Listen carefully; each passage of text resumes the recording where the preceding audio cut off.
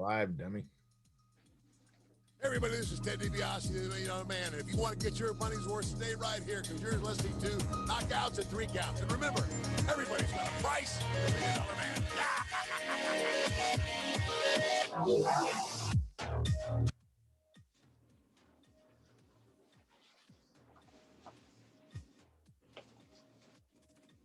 This is Don West here, and I'm telling you, Knockouts and Three Counts is the podcast, baby. Make sure that's the one you check out, because, buddy, like me, they're the real deal, baby.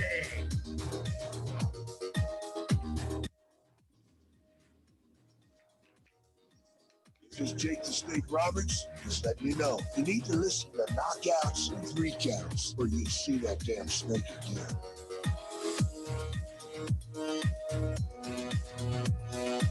This is the Ring of Honor World Television Champion, a.k.a. Shane T, boy, the baddest champion you ever seen, boy. And you're listening to Knockouts and Three Counts. What up, everybody? This is Kyle, and you are listening to, watching, whatever the fuck you're doing. You're watching Knockouts and Three Counts. Corey, how in the hell are you? You know, man, another Tuesday, first day of the heavy snow. Woke up this morning, get all dressed, ready to go to work. Hop in the car, put the key in, turn, dead battery. That's how my day's going. That's not good, though. What the fuck? So what's the moral of the story? Clearly you survived. What the fuck happened? You know, you just have to sometimes burn vacation days that are unwanted to be used at that exact moment, but life goes on. That's what vacation days are for sometimes, though, man. That's it.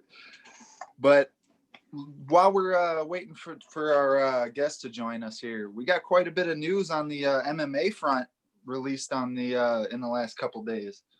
I don't know if you've seen the news that Leon Edwards is the next victim of the main event COVID hit, but now that December 19th main event is now canceled, and Wonder Boy. Yeah, I can't talk already. Wonder Boy steps up against Jeff Neal for the new main event, moves into 5 rounds. Honestly, I think it was more deserving of the main event to begin with than the Kazmat fight. The Kazmat fight just had so much attention on it. So here's the thing, man. At this point, I hate to say it's almost a given, man, but until we can get COVID under control, you don't know what the fuck's going to happen. Like, literally at any given time, any fight that's booked can fall through. I mean, at this point, that's getting to be a given. I think either way, I think with that fight getting canceled or postponed or whatever they're going to do with it, those guys have already cemented their spot. And like you said, the co-main on that one was just as deserving, if not more deserving, of the main event spot on that one. There's another thing I wanted to get into before we get to our guest, is something that, you know, you made light of when we watched AEW Full Gear. And that's that, like, the matches that made you, you know, look into it, made you want to watch it, you know, like, damn, you know, I actually want to see, you know, what's going on with these things. You know, I watched some of Monday Night Raw last night, man, and I just can't get over the fucking fact here that they just keep doing shit that don't make sense. Why can't anybody just beat somebody straight up? Like, I get it's pro wrestling and all, but son of a bitch, dude, like, they literally had 7 matches in the last week that all had some kind of interference, some kind of bullshit, some kind of something. You know, while over on AEW side of things, they're actually trying to tap into some reality with the fact that Taz's kid is training with Cody Rhodes and they're feuding on TV. So, like, you know what I mean? Like, this, I want you to elaborate a little bit on what we were talking about with that, but like you had mentioned when we went to go see XICW, the things that had a little bit more realism to them were the things that made you be able to watch it. What was it with storylines that made it hard for you to watch? And like, what was it about like matches like the tag match with the Young Bucks and FTR that made that one enjoyable to be able to watch? Well, all right, the fact that they played up on the action heavy made it more entertaining, that's for damn sure. But I mean, like I say, man, it's just there's so much entertainment value when it comes to stuff that it's not necessary. Like I can, once, if I'm sitting in front of the screen and it's already on, I can get entertained by what's in front of me, but to go out of my way to actively search for it, it's just, I'm definitely not at that point yet. I get you. No, I get you. I meant as far as like you were talking about how when somebody can, the same as in an MMA fight. That's one of the things that got Conor McGregor his rise to fucking fame. The guy can run his fucking mouth, and you either wanted to see him get his ass whooped, or you wanted to see him, win his fight. Either way, he made you want to see him fight. What I'm getting at is the fact that they're playing into, more real life things, or hey, you know what I mean? Yeah. The more you can do that, the more you're going to make somebody want to see it. And that's like one of my gripes with like how they keep doing them bullshit finishes. Because how do you build somebody if nobody can beat anybody straight up? Absolutely. I mean, it's weird because my problem is I feel like a lot of these stories aren't so easy to just get into. I feel like, like even when we start to have guests on and stuff, like you start to talk about they're affiliated with this faction. So not only should I know the guy themselves, but I need to know the 4 guys that they're with. And then this faction's feuding against that faction. And like, it's such a big net story that it's so like for me to dip my toe in now, I feel like I'm just like, I'm spreading it so thin to try, you know what I mean? Like before, back when wrestling was at its prime, I feel like that was a big thing that kind of drove it, was the fact that it was like, there was a lot of real independent, like standout stars, you know what I mean? Like back in its heyday. And even though I feel like a lot of the like factions or whatever the proper word you would want to use for it is, I feel like even though those help because they do draw popularity, wherever one eye is looking, the other eye is going to, catch attention. And, but that being said, I feel like that's one thing we don't see as much as maybe the stars that kind of get out there. We haven't even to the like 15 years ago, like you still had like the John Cenas and stuff like that. You still had the people that kind of cross that bridge. And I feel like you don't have that as much now. Well, and that's the thing. That's what I'm saying. You haven't had like a huge mega star for them in quite a while. And I mean, that crosses over into MMA too, which is why when like Ronda Rousey left, when John Jones had his issues with, drugs and all the other shit, they didn't have another big star other than Conor McGregor, really, who they could put on a marquee and motherfuckers were just, chopping the bits fight. But the reversal to that is that with MMA and especially the UFC, because it is such top tier talent. I mean, look at somebody like who we were just talking about, who was supposed to fight in the main event, Khamzat Chimaev. He's only 3 fights in the UFC and he's main eventing over people like Wonder Boy, But he came in and made an impact though. Exactly. Well, and you can do that without making it a predicted outcome. You can absolutely do that with matchmaking 110%. And I feel like the UFC kind of felt the hand that Khabib was on his way out and kind of read that card and said, hey, we need somebody else of the similar,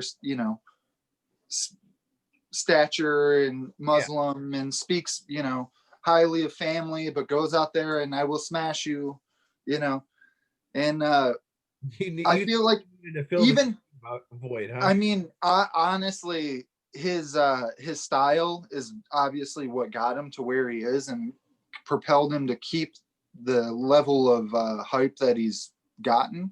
But even like Israel Adesanya, I mean, what, 2.5 years ago, nobody could have told you who he was. Hardcore UFC fans, wouldn't have been able to tell you. And now he's a belt holder for over a year, so it's the commentator for Tyson Jones, which we've got to talk.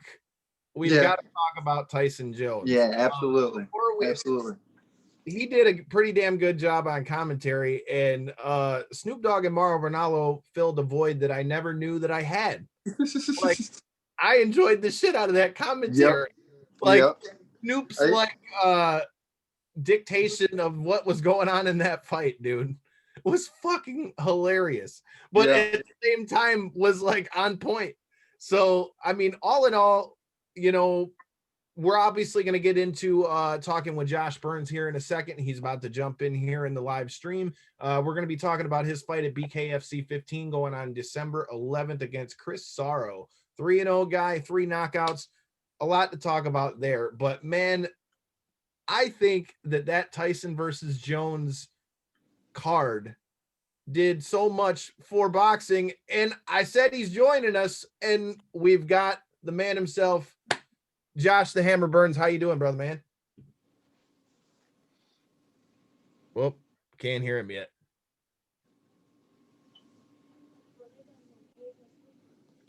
Uh-oh, he's getting himself situated. But yeah, dude, all in all, that fight was awesome. Like I said, it well outlived my expectations. I mean, like even like you were saying with Marion Renault, he kind of prefaced it going into the fight, like, don't have too high of expectations, and then it completely outlived the expectations that were made for it. So all in all, expectations, Corey. Huh? We're talking about expectations. Josh, we've got some big expectations for watching what you're going to do on December 11th. Thanks for coming back to the show, brother, man. How you doing? Doing good, brother. How are you? Hey, man, I can't complain. Just got done another day slinging the mail, you know, all that good shit. But we were just getting to talking a little bit about the Tyson Jones fight before you got on. And before we get into your fight, I'd love to hear your thoughts on that fight. Did you watch the fight? What do you think? And from the things that you've seen, what were your overall thoughts on that card? No, I think he's froze. Oh, uh-oh. Josh, you there? Uh-oh. Well, one thing that I do want to touch on, since we didn't necessarily get a chance to cover on it, the presentation was amazing, man. They blew it out the park with the presentation. That was my biggest highlight of the night, was what they were able to do with such a small area. And it was very like minimalistic with just like the black set with just a bar light across the top and stuff. But at the same time, it really it made you pay attention to the action, but also gave it a great showcase area. It was like a perfect mixture of the two. Only kind of partial complaint when it came to that end was the camera work wasn't always the greatest, but with any new promotion, you can't expect everything to go off without a hitch. And I thought for the most part, that was fairly hitchless. I mean, like I said, the little bit of camera work, but like the lights in the background, the beam lights that they were doing to kind of portray like a ring in the background and stuff. It well outlived my expectations, man. It really did. I agree completely. I love the look of it. It's something that we talk about a lot when we watch the UFC fights. I wish they could get a little bit more theatrical with their, entrances, kind of like they were back in the day. I definitely like the look of it, and it looks like here we go. We're trying for round 2. It looks like we might have him back. Josh, you all good, brother, man? Yeah, I'm here. Can you hear me? Yeah, I got you. Yeah. All right. You're all good, brother, man. Technical difficulties. We were just talking about that, but we were just talking about the Tyson Jones fight. Did you get to see that at all? And if so, what'd you think? Yeah, I did get to see it, and I think both guys did what they had to do to, to let's just say survive. I think Tyson could have done a lot more, but Jones was smart enough to tie him up, and a lot of people dogging it, but at the end of the day,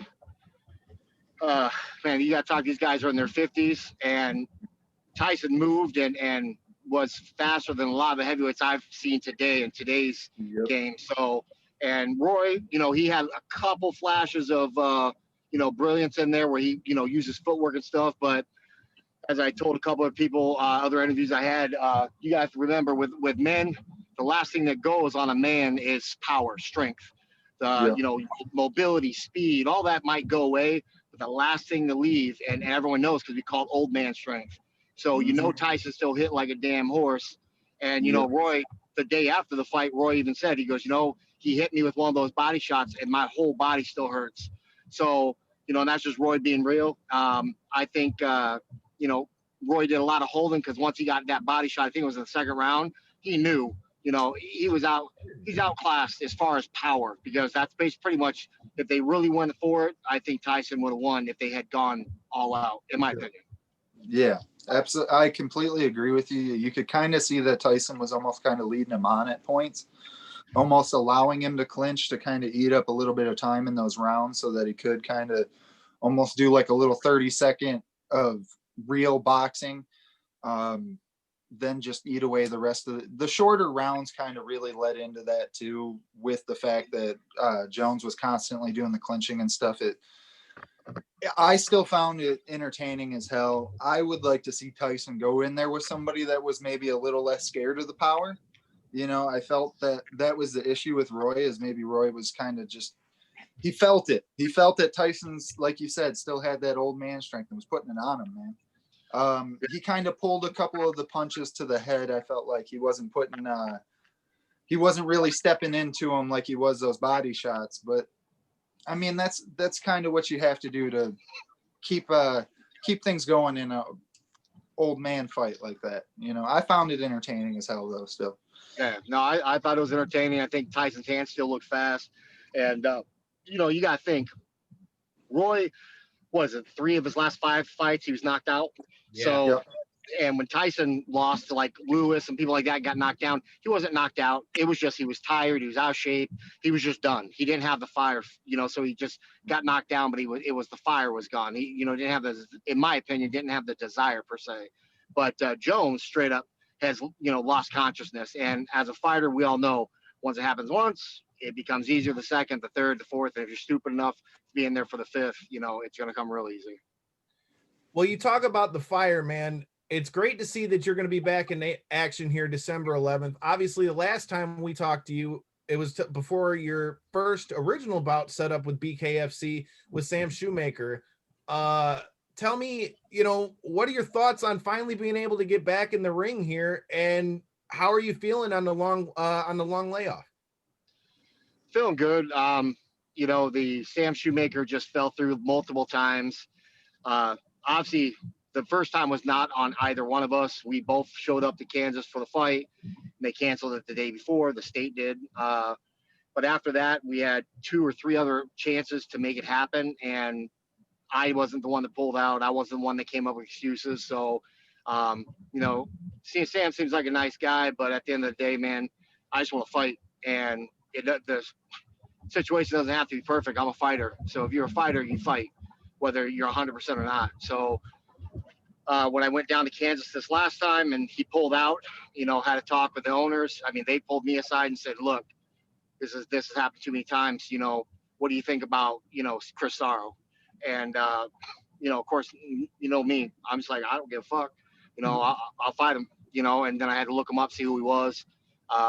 So I'm just excited to be able to actually find somebody that was willing to fight and, just get it on, you know what I'm saying? Yeah, I completely agree. So one thing you mentioned with your new opponent and Chris Sorrow, when I was doing my research before the show, I saw that he's 3-0 in BKFC, but he doesn't have, the wealth of experience that you do.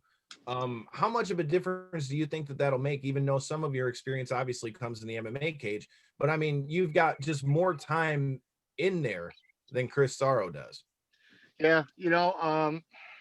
I got 10 fights in bare knuckle. So, to be honest with you, Chris is an unknown, which always makes it dangerous being an unknown guy. I mean, he's all shredded up and, got that Greek body type look, and, he plays the part. And, I don't know. I just like you break your opponents down because you never you don't want to disrespect opponent or underestimate an opponent. And so, do a little research on the guy. He calls himself Chris Golden Glove Sorrow, and, I'm like, oh, that's cool. So he calls himself Golden Gloves. I ain't never heard that before. It's a little bit cheesy, but we'll check it out. And I've got 3 Gold Gloves under me, 2 Silver Gloves. They don't do Silver Gloves anymore, but back in Southern California when I was a young buck, they did. And so I've got 5 amateur, pretty solid, titles experience, whatever you want to call it. Chris Sorrow, he fought in Golden Gloves, and it was in northern Maine or some shit like that. And it's not that hard. Now today's day and age, you can't hide.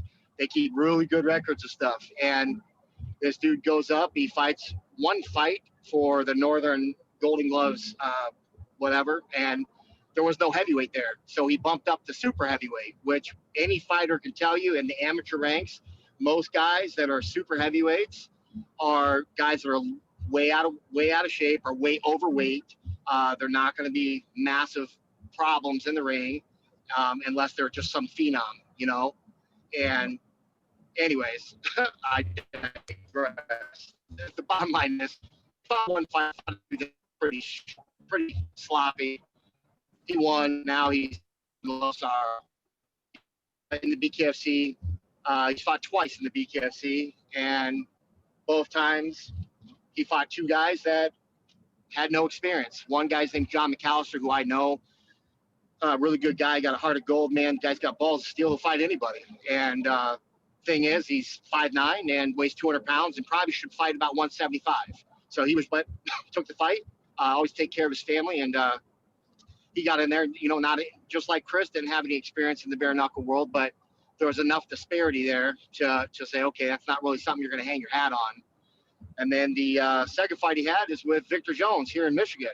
We all know Victor, God bless him, but Victor don't like hands. So what the hell he was thinking about going in the bare knuckle for is beyond you and I. But yeah, he went in there. He went in. You watch him for a minute. He looked okay. He was moving, trying to stay out of the way, and then he got hit.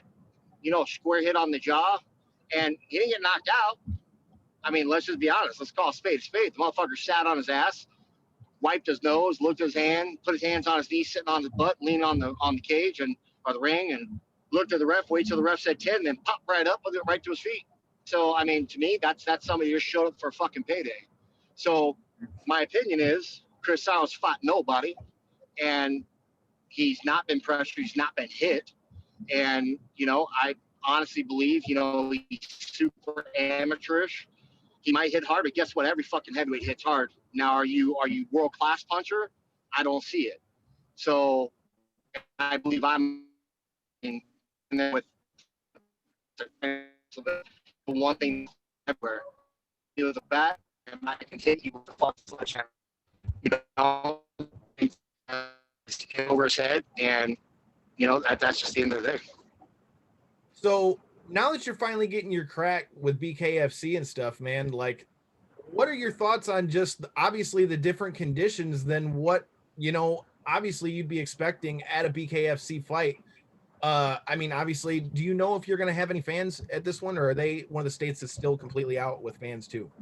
No, Mississippi, I think, is a lot more lax. They're not psycho like here in Michigan. So I'm pretty sure we're gonna have a crowd, an open venue. So there'll be people there. Whether or not, I mean, I have people there for me or not, I don't know about hometown people, but I mean, I'm pretty well known enough to have a nice little section of people that will be cheering for me down there in Mississippi.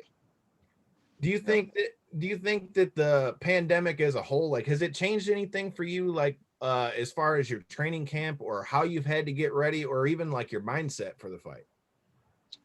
Well, you got to think, man, I've been training since February. Yeah.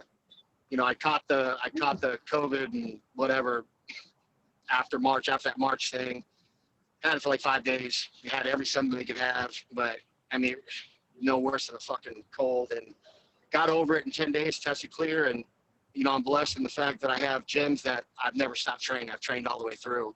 So nothing's really changed for me. It's more or less just the get up, get down for the fights. That's always a mental thing. It's not a physical thing. It's a mental thing. So, you're always trying to peak at the right time and then get down there, and then the fight's called off, or you get ready to go, and then they're calling you the week of the fight, saying the fight's off, and then you actually physically go down, and then the fight's off. So it's more of a mental thing, but having a strong team and support system around me, which I do, I really don't feel like I've personally not been affected per se by it training-wise. All right, Corey. Well, I've been running my mouth for a minute. I saw you had a couple questions in there, so here's your shot. Well, I mean, it sounds like you've had fairly limited interaction other than the fact of a couple negative phone calls and stuff from BKFC. But what you have dealt with them so far, what's the thought on what you've dealt with behind the scenes, and then what's your thoughts of what you've seen from a production level, like on the on their shows? As far as BKFC, you know, to be honest with you, man, it's a world of difference. I mean, I was over at the BKB over in Europe, which they had a nice little setup too. You know, they had a good setup, which was respectable. You know, they kind of don't, you know, they're guys that are just kind of just winging it. They don't know what they're doing. They're learning as they go, which is respectable. But, you know, I've been to UFC shows. You know, I was supposed to fight Gabriel Gonzaga. That got canceled. Then I fought for Bellator. And all the times I fought for Bellator, high production, high, you know, level of professionalism. And I was at the last fight for BKFC. And to be dead honest with you, it literally reminded me of just the same thing as like when I was at Bellator. Same high level production, TV, everything. Everything's on a, you know, when they come back to your dressing room, hey, you're fighting in 5 minutes. You're walking out 4:59. You're standing at the, you know, the board, and you're ready to walk out. So, which is cool. So, I think it's a super professional organization. They're still learning, you know, as it goes as well. But got a lot of high hopes for them. Well, it seems like they've been making a lot of positive steps. I mean, even me, I jokingly call myself a fight degenerate all the damn time. I watch pretty much every damn thing there is out there. I'm a new subscriber. I actually paid into their subscription service with their last card. And the reason being is I seen a lot of growth. I seen the fact that once they came back from the pandemic, that they're trying to do consistent shows. They're not charging an exorbitant rate to be a subscriber. I just like the steps that they're taking, man. It seems like they're moving in the right direction. That's for damn sure. They're starting to really build a bit of a fanfare over here too. That's for damn sure. You hear everybody talking about them. Yeah, it's pretty cool to see. You know, they definitely gained traction here, and I don't see it stopping. And, you know, Dave Feldman and Nate Shook, I mean, they're doing everything in their power to maneuver and do whatever they can to keep shows going. And whether or not there's no crowd, a limited crowd, or an open crowd, they're still getting it done, which is really nice. Yeah, it's one thing I've noted on a lot of our shows with, you know, like talking to more regional wrestlers and stuff like that, just getting like their take on traveling and just, you know, these smaller promotions and stuff. And BKFC is on the rise. They have a lot of money in the background, but on the local level, they still got to put butts in them seats, man. That extra ticket money that's no joke. I mean, any revenue missed is, you know, a lot to all these organizations right now. I see you. Yeah, absolutely. There, Kyle. What's up? So my question for you, man, with all this going on is obviously, like you said, you know, you're a veteran of the game. You know, you fought BKB, you fought Bellator, you know, you fought all over the place. So it's another day in the office when it comes to the fight. But for you, do you ever see yourself fighting MMA anymore? Or are you going to be just strictly, you know, bare knuckle from here on out? Yeah, I'm just going to be bare knuckle. To be honest with you, you know, when I did my MMA run, a lot of people don't even realize it, but I did that as a hobby. I was doing quite well for myself, and I just did it for fun. And I just happened to be that guy that had the look and, you know, the way that I fought, that I got great opportunities to just go have fun. So, but BKB, or the bare knuckle fighting, I should say, through BKB and then on to BKFC has really lit a fire, because it's, as you know, Kara Rowe and all my other trainers, you know, they all say the same thing. You know, Victor Torres, they all go, yo, this was tailor-made for my style of fighting. you guys watched me in MMA. Man, my first 7 fights, I went 6-1 because I would shoot in, tackle, take him down, ground and pound, be done. You know, Coleman had a lot to do with that. And when I went over to Bellator, I fought Eric Prindle, and we just said, fuck it, let's just stand and bang. And we found, you know, obviously they like that. Promotions and fans, they rather see heavyweights just stand and bang. The problem is when you find heavyweights that don't want to stand and bang. I mean, it's MMA. You don't have to stand and just bang. And that was probably my downfall, is because all I really wanted to do was stand and bang. So this seems to be more, you know, cut for my type of fighting and the kind of fighter that I am. So, and, you know, I'm 42. So I'm thinking, you know, a few more years, depending on what the Lord provides me physically, this is where I'm going to stay. Yeah. I can respect that. I mean, go ahead, Corey. No, go ahead. All right. My bad. Zoom stuff. But yeah, man, I wanted to know what your thoughts were on that, because I know, you know, you've done both, and you've had both BKB, you know, the MMA. So now that you were there at the last Bare Knuckle FC fight, obviously everybody that's watching this, or that probably will watch this, might have seen the clip that went viral from that last fight and the 3-second knockout. My question for you is, being there in the building, what are your thoughts on that? And did you get to see it as it happened? And what was the vibe like around that place after that?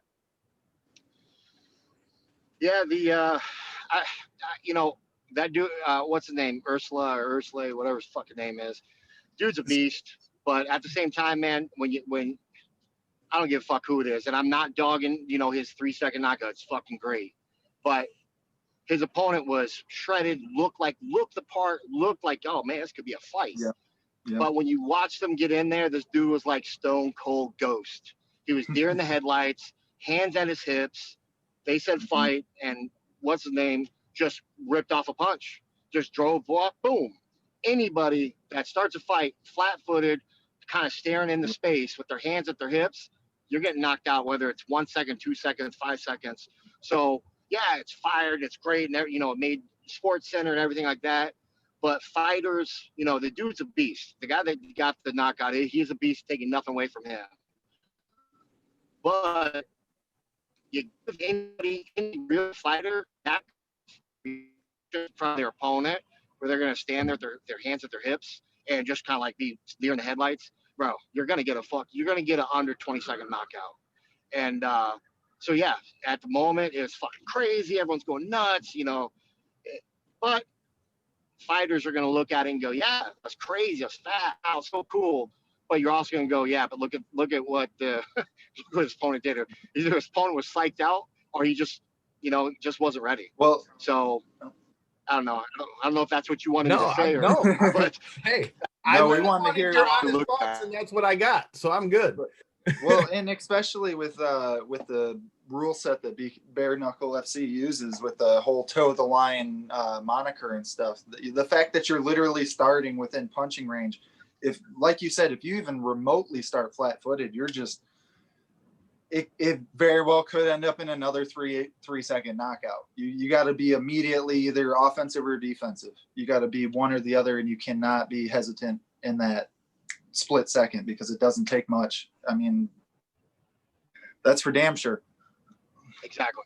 Well, that's why I wanted to ask, could you be in there? I mean, obviously it looks cool. You know, obviously dude knocked him out quick. Nobody can say nothing about it, but I wanted to know what your thoughts were being in the building, because I mean, you can attest to this as well. You know, sometimes you can watch a fight and, you know, it looks dope, like the knockout sweet or whatever it is.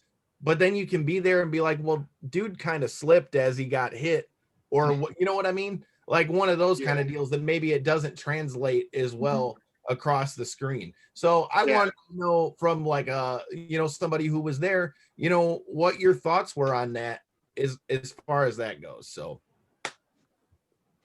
yeah. Well, there's definitely no slip or anything. That boy went to sleep, and he went to sleep fast. But he's basically one of them motherfucking jokers that was in what do you call it, World Star, had his hands in his pocket talking shit with his face out, like, go ahead, punch me. And the motherfucker hit him, put him to sleep. He's good about the same. That's a pretty accurate description, I'd say. I mean, that genuinely the nail on the head, dude. If there was like the bullseye emoji right now, I mean, I'd have to throw that bitch up on the screen. So my question out of that for you, man, is like you said, in bare knuckle, it's so much different than when you're fighting an MMA fight or, you know, a boxing fight, because obviously there's so much less padding. What do you think? What are your thoughts on some of these guys? Like we saw Artem Lobov go over there. Now he banged it out in the fight that we saw over there with him, but what do you think is the biggest difference you see in some guys not being able to take the punches the same in bare knuckle as you see in a boxing fight or, you know, MMA for that matter? Because you'll see guys go and bang in both of the other sports, but then you just see him in bare knuckle and it's just not the same. Or Paulie Malignaggi for that matter. Well, before you answer, can I make a good solid guess? And I'm guessing it's the whole bones of your hand to their face. I know that, but I'm saying obviously getting hit in the face. But I'm saying you'll see a dude take a shot and they just it crumbles people, man. You know what I mean? Really That's does. all I'm saying. For those who don't know, I understand what you're saying. I'm just saying generally. Well, to be honest with you, so I found this out pretty quick when I started. When I went over to Europe for my first fight, I had walking pneumonia or whatever kind of bronchitis it was. But thank God, you know, BKB is kind of a Wild West over there. And they're not regulated by a governing commission or anything. It's just two guys that had some money, put it together, took from bales of hay to a ring. And so they were like, oh, mate, here. And they gave me some, I don't even know what the fuck it was. They gave me some kind of medicine they had over there to try to open my lungs. So when you watch my first fight with Harry Miles, you'll see for 30 seconds of every round, I was whooping his ass. And all of a sudden it was like, whoop. All of a sudden it completely stopped. And it's just I couldn't breathe. And the one thing I found real quick is this sport is about heart. You can get hit with the MMA gloves, but you don't watch guys bang in MMA the same way they do with bare knuckle. And you also, in MMA, you have that escape. You've got that backup plan times 6 because you got other things you can do. If I get hit and I don't like it, I can drop down and pick you up. If I don't like it, I can hug you. If I don't like it, you know, I can start kicking to keep you away. Bare knuckle, all you got is your hands. And BKFC is great because they make you toe the line, and you better fucking fight. Because if you don't fight, you ain't getting paid. And, you know, whether that's right or wrong, Dave don't make it. He don't give a shit. He's here to fucking put on a show, and he'll dock your pay if you're a bitch and run. And this is where you find like there's special specimens out there, and I think bare knuckle proves that. There's a difference between having heart and having heart. So Paulie Malignaggi is one of the best boxers of our era, like stud. Okay, yeah. He get in there, he got hit. You watch it, he didn't like it. Okay, Artem, he's not the best fighter in the world. Yeah, I've seen him get pieced up many times, but he has heart. That's not shit you can teach. You're just born with it. And same with like, oh God, what's his name? Johnny Hendricks or Johnny. Oh my God, what's his name? From Toledo. Well, now he's from Texas. But Johnny Hendricks. Not Hendricks. He's a champ right now. Oh my God, he fought Josh Short Stack Robinson. They had a war in WXC. Shit.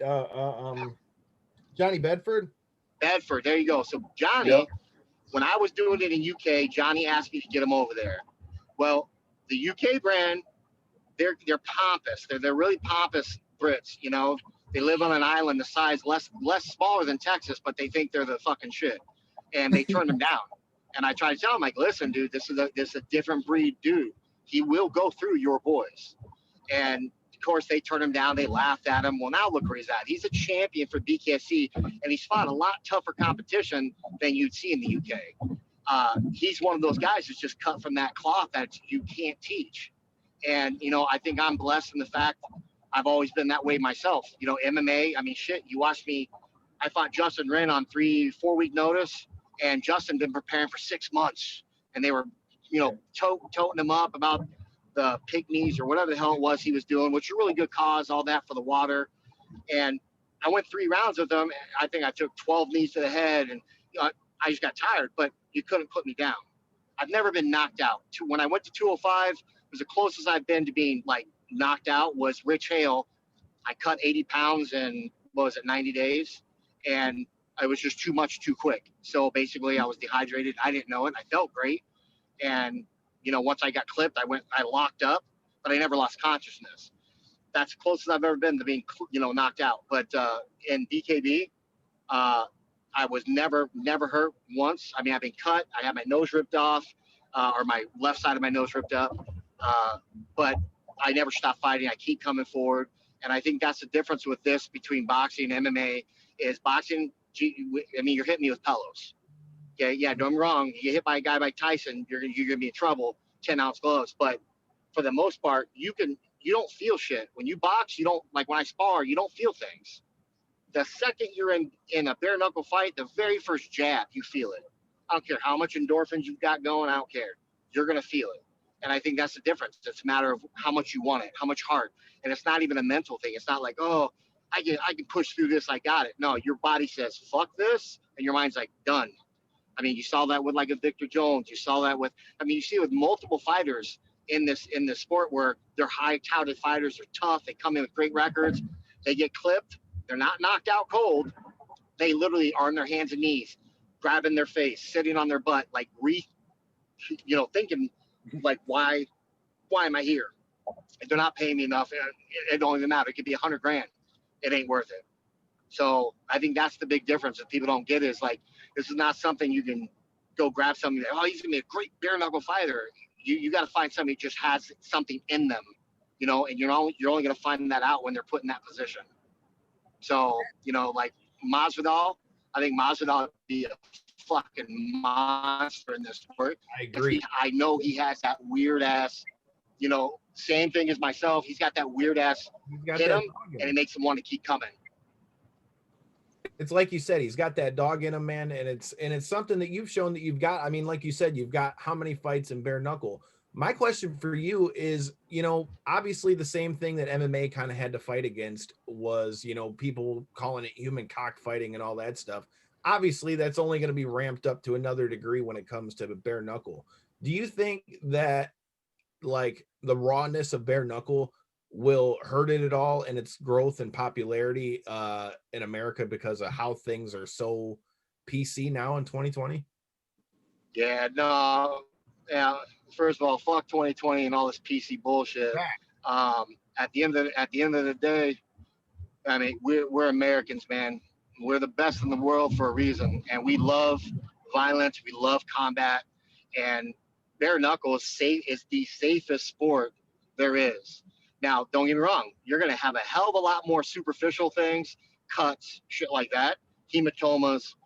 But as far as brain damage and true physical, damage, it's at a minimum. And I think personally, that's why the UFC's really, they're still a freaking force to be reckoned with, but they're not at the height that they were. There's a reason why the Fertittas got it. There's a reason why they did what they did when they did it. They're smart guys. Not saying they're still not a billion-dollar company, but it basically hit that ceiling. And now they're just trying to maintain, they'll have up years, down years. I think, and even Dana White supports the BKFC. He loves the idea, the format, because it's not about, being better than MMA or being better than boxing. It's just excitement. It brings a different type of excitement. Like MMA brought a different type of excitement compared to boxing because boxing was starting to lull out. Mm-hmm. Boxing's never going anywhere. Boxing's an amazing sport, but they will have downs, highs and lows. And when it went through its lows, boom, MMA hit the scene. Forrest Griffin, Stephan Bonner, boom, that shit hit and it never looked back. I think we're getting close to that with the BKFC. We're gonna have that type of fight here soon. You can't say who it's gonna be, but they're gonna have that moment. And when it happens, I think the BKFC is already on the rise, but with the pandemic and all, it is what it is. You got your half that go, you know what, fuck it, let life go on. It is what it is. And obviously ain't going nowhere. Everybody's talking about masks, this, that. Man, fuck all this. Like, they literally been doing this shit forever. And you're telling me the 20% of people that are like, I'm not wearing a mask, that they're ruining the whole country? Give me a fucking break. At the end of the day, we're going to have to run the course, let it get through the human body. You guys already know. That's what I went to school for. Our immune system builds and gets strengthened by being introduced to shit. So like I said, I had it. I'm fine. And I'm past the age that they say scary. I have underlying conditions, and I was fine. So now I'm not saying that some people weren't fine, but at the end of the day, this shit just needs to go, and they need to let all the sports. They need to let things just happen. And the fact that BKFC is still surviving and kind of thriving through this time, just think about when we get back to normal, not the new normal, but back to the way shit was. I have a feeling this shit's it's gonna start rival. It's gonna be up there. And UFC, like Dana White, you can already tell they're working together because Dana White has his shit on Saturday, his big cards on Saturdays. Dave always has his on Fridays. So, Lord willing, our country, man, we're gonna have a great fucking time. We're gonna have Friday nights are bare knuckle fights, Saturday nights are fucking UFC fights. I mean, that's a great, lineup, in my opinion. Then on Sunday, we got football. So that's just my opinion. I didn't mean to get political or anything. No, totally cool, man, because I agree with you on the fact that Bare Knuckle FC, I feel like it provides like that other alternative also just in fighting. And I mean, just during the pandemic, I mean, yeah, you can't have the fans like you normally would, but now is as good a time as any, in my opinion, for promotion that's kind of growing and building, because you've got more people at home right now to watch fights than you would have ever had before, even if it is the UFC. So I think BKFC couldn't have had a better time to start running more consistent fights. And I think that's why you're seeing more promotions starting to come back, like XFC and all these other ones, because you've got a wider and more captive audience. No, absolutely. When this all first happened, when they started locking everybody down, a whole hell lot of good that did, right? So locked everybody down, and Dave, he's like, fuck it. He put on a free show. You can watch it on YouTube. They made it free, the entire show, and it was a good card. And I think that captured and captivated a lot of audience, a lot of watchers, where they're like, damn, you know what? This is something. It's pretty wild, and it's not like boxing. It's not a sweet science, but it's not MMA, which is, if you're a ground guy, you're like, oh, you love watching grappling because you're paying attention to the intricate moves that people are doing. If you're a striker, you're like, man, get the fuck off the ground. You have multiple things, You're not going in to watch bare knuckle fighting because, oh, let me see how smooth this guy moves and this. No, you're going there going, look, whoever fucking gets off first, whoever lands that first big shot, it's going downhill for the other guy. And every once in a while, the crazy thing is you'll watch a dude get knocked on his ass, and they got that heart like that Elmore. I don't know him personally, but that dude got knocked on his ass. He got up and fought even harder. Got knocked down again, fought even harder, knocked his opponent down multiple times. Then you get those kind of fights, which that's just like, superhuman, in my opinion. It's badass. So it's definitely going to captivate a section of audience. And I think there's going to be a lot of people that are going to levitate to it just for the pure, one, the violence, but the sport of it, I completely agree. Michael, Corey, I know you had something to go off of that, so I'll let you go real quick before I make my next point. Well, I was just going to kind of jump to allude to the fact, like you were just saying, it kind of jumps back to, it shows the real heart that people have in there. If you're willing to take a solid, with bare knuckle, I've seen jabs give people a serious 8 on that 10 count. Like you said, people go in there and rethink their whole damn life. Like, why am I in here? Why am I doing this? Off of a jab. So that being said, you really do get to see the heart when you see a fight like that where I forget the name because I'm terrible with damn names. But when you see fights like that one where you do see a knockdown, but yet you see the opponent come back actually more fired up. It's people that go into the bare knuckle with the almost, I'll take a hit, but I'll hit you twice as hard mentality. Those are the ones that kind of seem to thrive under the current rules almost. Yeah. I mean, and most guys, they don't. And I'll be honest with you, a lot of guys don't even know they have it until they're there. And Julian Lane, one of my good friends, really good guy. I mean, he went over to Europe, and Jimmy Sweeney is a friend of mine. He's the European champion. Honestly, one of the pioneers of the new age sport. Like, the dude's talented. It sucks that BKB has him by the nuts. I mean, he probably wouldn't go anywhere anyways because he's real good friends with the owner. But it's because the owners take care of him, pay for his life. So if he were to ever come over here, he would lose that, that what I call a hand-fed meal. So, but Julian Lane went over to UK and beat Jimmy, his first ever bare knuckle fight ever, and Julian beat him. And Jimmy would say the same thing. Can't have excuses. Jimmy did have excuses saying, I wasn't in shape. I didn't take it serious. That's all fine and dandy. But at the end of the day, you lost. And Jimmy would own up to that. And then Jimmy came back, had a rematch with him, and Jimmy beat him. Now, Julian jumped over to BKFC because all the drama with the European guys. And Julian have to answer that for me. But I'm pretty sure Julian lost his first fight. And it wasn't pretty. Like, he got clipped and he lost. Then Julian turns around and goes on a win streak. And Julian just took a fight, on, I think it was like 2 weeks' notice, he fought Alvarez. And even though it was Alvarez's first bare knuckle fight, Alvarez, the pit bull, he's a bad motherfucker. Yeah. But by that time, Julian knew that he's a dog. He's in there for that dog fight. And, dude, that was one of the best fights that I've seen this year to date. Like, it was a badass fight, and that's because Julian has that dog in him, that fight. And the great thing is that every once in a while you stumble upon a guy that has that. So, like, example, my fight coming up, we already know I got it.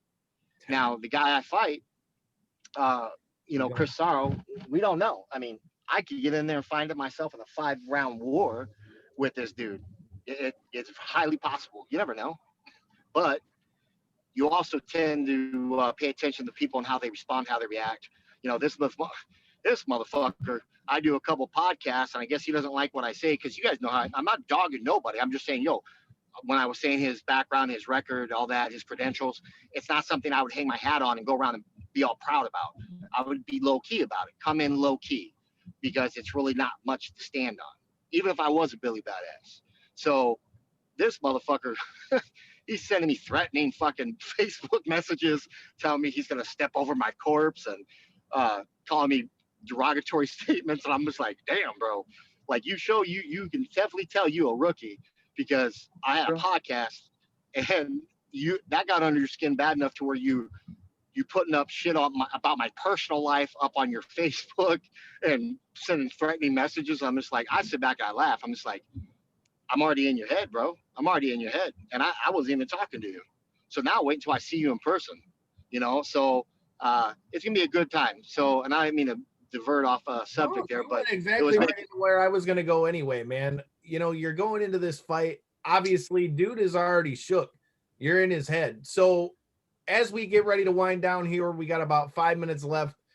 Let the fans know, and anybody who's new to BKFC or new to Josh the Hammer Burns, how do you see this fight going? And any last words for your opponent with all his shit talking? Well, I mean, as far as for everyone, at the end of the day, you're going to see me come in. I mean, you guys have seen my last few fights. I kind of got fucked over a little bit over in Europe, and I lost motivation. I'm not going to lie. So that's why I came in 275, 280, overweight. Just wasn't feeling it, Still knocked my dudes out, but it just looked like dog shit. Well, as of today, I'm about 260, 259. Probably by fight day, I'll be 255. So I'm back down to my prime weight. So no matter what happens, you're going to see a good, sharp Josh Burns. And I'm assuming this cat's going to come and be sharp. I'm hoping that's what he's going to do. I mean, he's all fired up. And as far as having words for him, I ain't got no words for him, bro. Like, when I see you, when I see you in the ring, I'm going to fucking try to rip your jaw off. I mean, that's what I do, And now, am I going to be your boy after the fight and buy beers and be cool? Nah, probably not, because of the personal attacks and shit he said. But I don't take anything. I'm not taking it personal. I just know his character. He lacks character, and he's not one of those individuals that he's fake. He's one of those fake guys. I had a lady hit me up, and I'll keep it confidential, but she hit me up, and this motherfucker is going around putting this guy on his banners and doing all this shit. Some guy he says is his friend. Well, this girl is the ex-wife of this past individual. And she's like, yo, they were never really friends. My husband didn't like him. He tried to stay away from him. And then one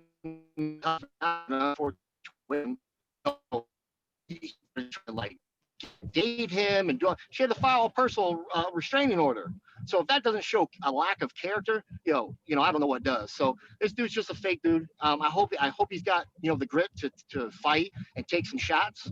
I mean, he's told me like, oh, you're gonna get that look in your face, like, oh fuck, what did I get into? But bottom line is, bro, I mean, I've been doing this a lot longer and a lot higher level, and I ain't never done that once. So ain't nobody hit me and make me go, oh shit, And I have a feeling that it's the reverse. I have a feeling he's going to get popped, like you said, with a jab.